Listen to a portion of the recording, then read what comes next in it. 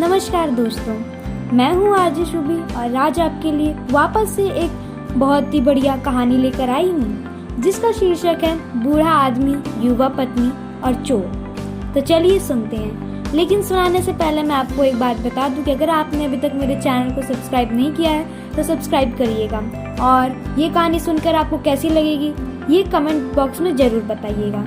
तो चलिए सुनते हैं। तो कहानी की शुरुआत कुछ इस तरह से होती है कि सालों पहले एक गांव में सूरज नाम का किसान अपनी पत्नी के साथ रहता था। किसान बूढ़ा था लेकिन उसकी पत्नी जवान थी। इसी वजह से किसान की पत्नी दुखी रहती थी। वो हमेशा अपने ही जैसे जवान पुरुष से शादी करने की चाहत मन में रखती थी। महिला के मन की बात को एक चोर समझ गया।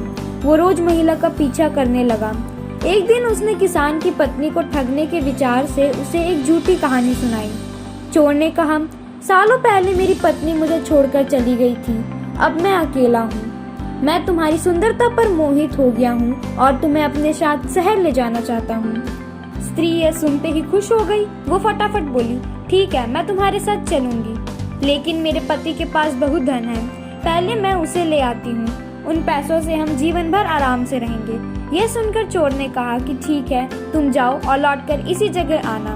मैं तुम्हारा इंतजार करूंगा। स्त्री घर पहुंची तो देखा कि पति गहरी नींद में था। महिला ने सारे जेवर और नकदी को पोटली में बांधा और चोर के पास चली गई। किसान की पत्नी को आते देखकर चोर के मन में हुआ, अब मैं बहुत जल्दी धनवान बनने वाला हूँ। बस अब इस महिला से पीछा छुड़ाने की तरकीब निकालनी होगी।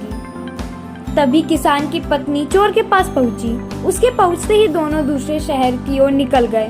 कुछ दूर चलने के बाद रास्ते में एक नदी मिली। नदी को देखते ही चोर को एक तरकीब सूझ गई। वह महिला से बोला, देखो नदी गहरी है, इसे मैं तुम्हें पार करवाऊंगा, लेकिन पहले मैं ये पोटली नदी के उस पार रखूंगा, फिर तुम्हें साथ ले जाऊंगा। स्त्री को चोर पर पूरा भरोसा था। उसने कहा, हाँ ऐसा करना ठीक रहेगा। फिर चोर ने कहा, देखो तुमने भारी जेवर पहने हैं, ये जेवर भी तुम मुझे दे दो ताकि तुम्हें नदी पार करने में कोई बाधा न हो। ये सुनते ही किसान की पत्नी ने अपने सारे जेवर चोर को दे दिए। पोटली में बंधा धन और महिला के जेवर लेकर चोर नदी के पार चला गया। महिला उसके लौटने का इंतजार करती रही, लेकिन वो फिर कभी नहीं लौट कर आया। अब महिला को बहुत दुख हुआ और उसकी आंखों से आंसू बहने लगे, लेकिन पछतावे के लिए तब तक बहुत देर हो चुकी थी। उसका सारा पैसा और जेवर लेकर चोर जा चुका था। कहानी की सीख, धोखेबाजी का फल हमेशा बुरा ही होता है। व्यक्ति जैसा बोता है वैसा ही काटता है।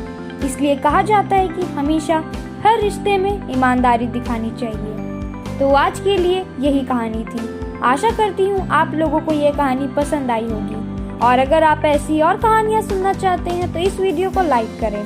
जल्दी मिलूंगी एक नई कहानी के साथ। तब तक के लिए सभी को बाय बाय।